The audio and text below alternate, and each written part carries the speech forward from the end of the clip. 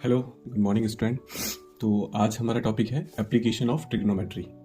Chapter 9 है, class 10 से। ठीक है, इसमें कोई बहुत ज़्यादा कंसेप्ट्स नहीं है।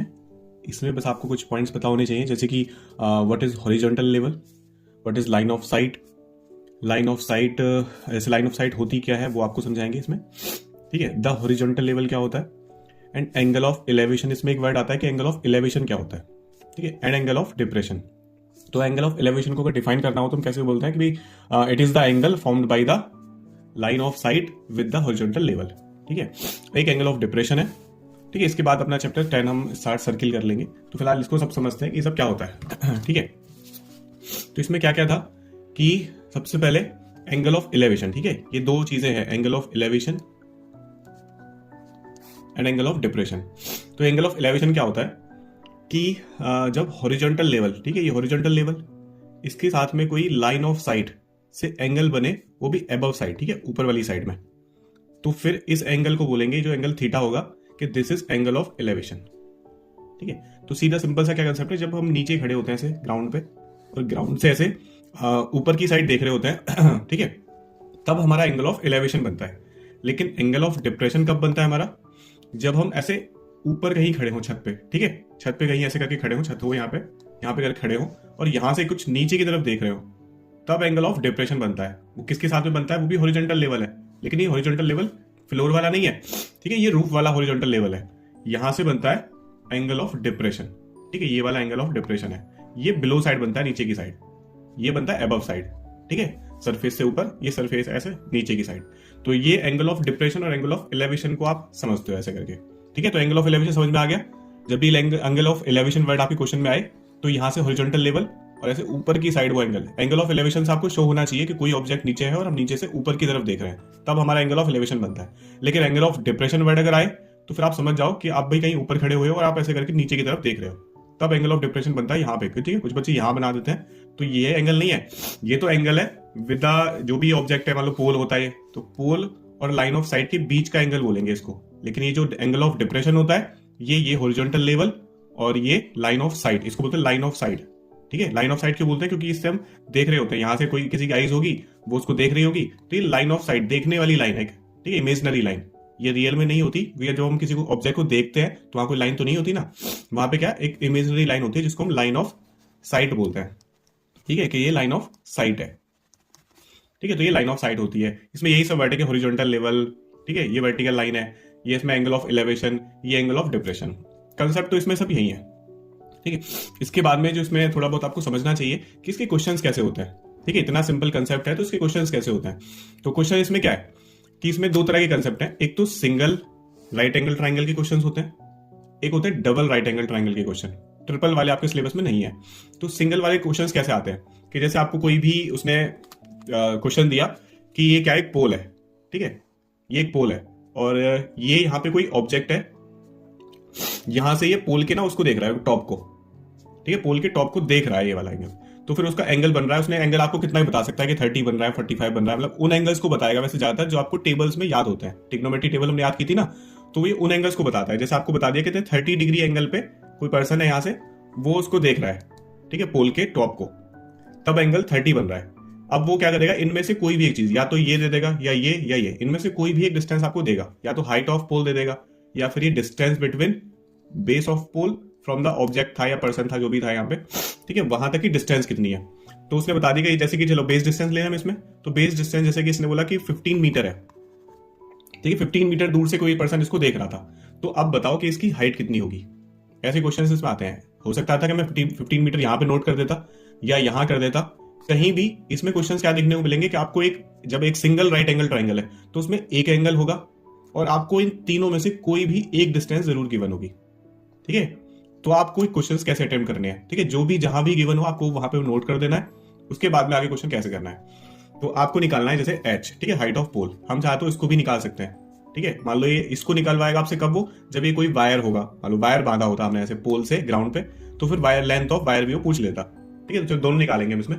तो कैसे निकालेंगे कि जैसे मुझे हाइट निकालनी है, तो हाइट कैसे निकालेंगे, हाइट और बेस का रेशियो क्या होता है, ये तो परपेंडिकुलर होता है ना, एंगल के सामने वाला है परपेंडिकुलर, तो परपेंडिकुलर और बेस का क्या रेशियो होता है, tan, कि बिकॉज tan थीटा कितना होता है, परपेंडिकुलर अपॉन बेस, ठीक है, जहां पे tan हमारी थीटा की वैल्यू कितना गिवन है 30 डिग्री, और परपेंडिकुलर हमें निकालना है h, एंड यहाँ पे बेस कितना है 15 मीटर, ठीक है, ऐसे हो गया 15 मीटर बेस हो गया हमारा। देन इसके बाद में tan 30 की वैल्यू हम जो टेबल में याद करते हैं वहां से नोट कर देते हैं। tan 30 की वैल्यू कितना होती है 1/√3 एंड h 15 मीटर, ठीक है, इसको सॉल्व करेंगे तो 15 इधर आ जाएगा, तो 15/√3 is equal to h।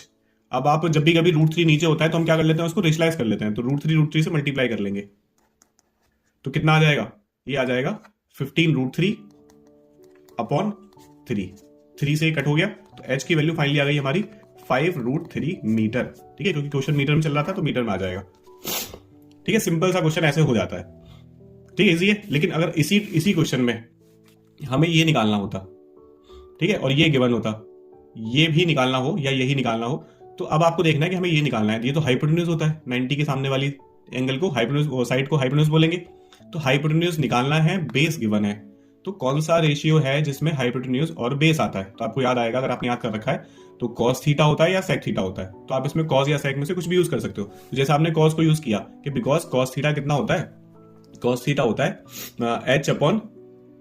h नहीं b/h, ठीक है, इतना होता है b/h, तो इसमें आपने कॉस थीटा की वैल्यू पुट करी, कॉस थीटा की वैल्यू कितना 30, ठीक है, आपको बताया था कि 30 के हिसाब से ही परपेंडिकुलर बेस होते हैं, तो 30 हम एंगल ले रहे हैं तो मतलब बेस यही होगा हमारा, तो बेस कितना 15 मीटर, और अपॉन h कितना आ जाएगा जो हमें निकालना है, जिसको अगर आपने l से शो किया हुआ है कि l निकालना है तो आप l लिख सकते हो। cos 30 की वैल्यू कितना होती है √3/2 एंड 15/l, ठीक है। अब जब मैं l निकालूंगा तो ये इधर मल्टीप्लाई हो जाएगी l√3 और ये 15 2 ज़ा 30, यहां तक आ जाएंगे 15 2 ज़ा 30। उसके बाद l इज इक्वल टू 30/√3, ठीक है, नीचे आ गया 30/√3, इससे ये कैंसिल हो गया, कैंसिल क्यों होगा, पहले तो रेशलाइज हो जाएगा, ठीक है, मैं डायरेक्ट कैंसिल कर रहा था, तो √3 से पहले ये किया तो कितना आ जाएगा, l is equal to 30√3 and upon में 3, फिर आप 3 से इसको कट कर दोगे तो l की वैल्यू कितनी आ जाएगी 3 10 ज़ा, तो 10√3, l इतना निकल के आ गया, ठीक है, तो l इतना आ गया, तो आप ऐसे करके l भी निकाल लिया। तो ऐसे करके हम इस क्वेश्चन को कर लेते हैं, इन क्वेश्चंस को, ठीक है।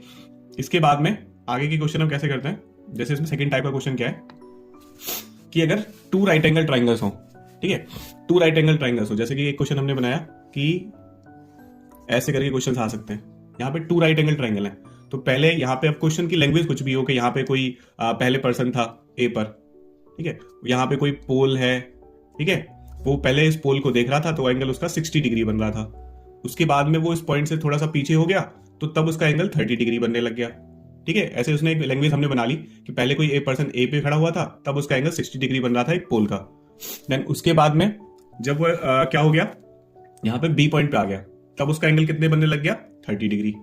इनमें से वो कोई भी एक डिस्टेंस आपको देगा, कोई भी ले सकते हैं हम, चाहे तो ये वाली डिस्टेंस ले ले, ये ले ले, या ये ले ले, ये या ये, कोई भी इनमें से। तो हम एग्जाम्पल के रूप में कौन सी ले लें कि जैसे कि इसको ले लेते हैं इस बार हाइट हम, कि ये वाली हाइट, पोल की हाइट कितनी है 5 मीटर, ठीक है, पोल की हाइट 5 मीटर है, तो हमें बताइए कि ए बी कितनी होगी, ठीक है, ऐसा क्वेश्चन हमने बनाया कि ए बी कितनी होगी, मतलब वो कितना पीछे हटा, ये आपसे पूछ लेगी, ठीक है, वो कितना पीछे हटा, या फिर ये भी पूछ सकता था कि ये वाली डिस्टेंस बता दो, या ये, तो सबका मेथड वैसे एक ही है, ठीक है, जैसे एक का होगा बाकी सबका भी एक ही है।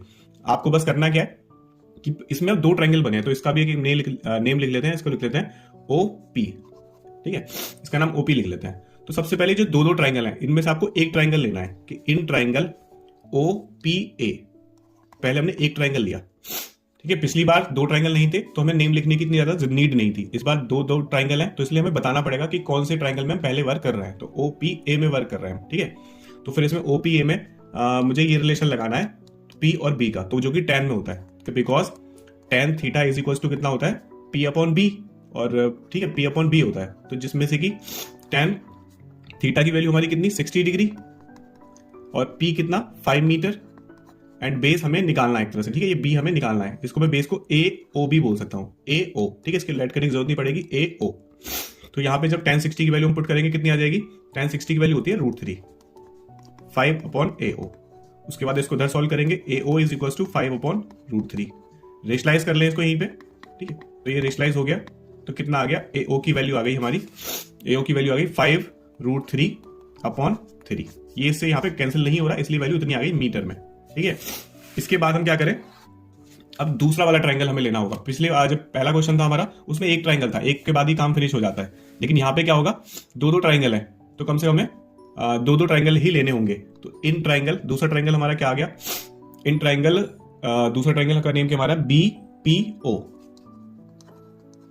ये दूसरा ट्रायंगल ले लिया हमने, ठीक है। तो दूसरे ट्रायंगल में क्या ले लिया हमने कि टेन थीटा, इसमें भी टेन थीटा क्या होता है, पी अपॉन बी, ठीक है। टेन तो हमेशा यही रहेगा ही हमेशा, लेकिन इस बार टेन थीटा की वैल्यू बदल गई है। टेन थीटा कितना हो गया है, 30 डिग्री हो गया है, और पी कितना है, तो वो वही 5 मीटर है।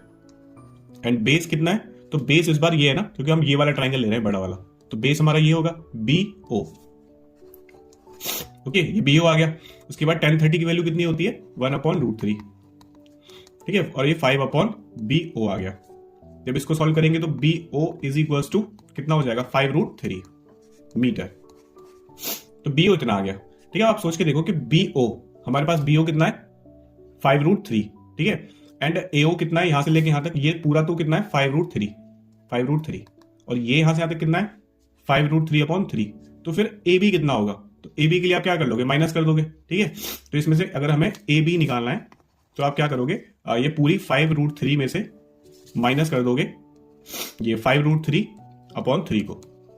इसको थोड़ा बहुत सॉल्व अगर करना चाहें तो कर सकते हैं कि 3 LCM आ गया, 5 3 15, ठीक है, ये 15√3 हो गया, 15√3, और ये कितना हो गया, 5√3, माइनस कर दिया 10√3/3। तो फाइनली हमारा आंसर क्या आ जाता है, ठीक है, यहाँ पे तो स्पेस नहीं हो, रेस करना पड़ेगा। तो फाइनली कितना आंसर आ गया हमारा, 10√3/3 मीटर, ठीक है। 10√3 कैसे आ गया, क्योंकि यहाँ पे 15√3 माइनस 5√3 आ गया था हमारा, ठीक है। तो इसमें से 15√3 में से 5√3 माइनस हो गया, और 10√3/3 आंसर हमारा ये फाइनली आ गया, ठीक है। तो ऐसे इसके क्वेश्चंस को हम अटेम्प्ट करते हैं, यही इसका तरीका है। अगर आपको ये सब सॉल्यूशन ऐसे करके आ गए तो आप इसके सारे क्वेश्चंस कर सकते हो, ओके। चलो, इस चैप्टर के लिए इतना ही काफी है, ओके, थैंक यू।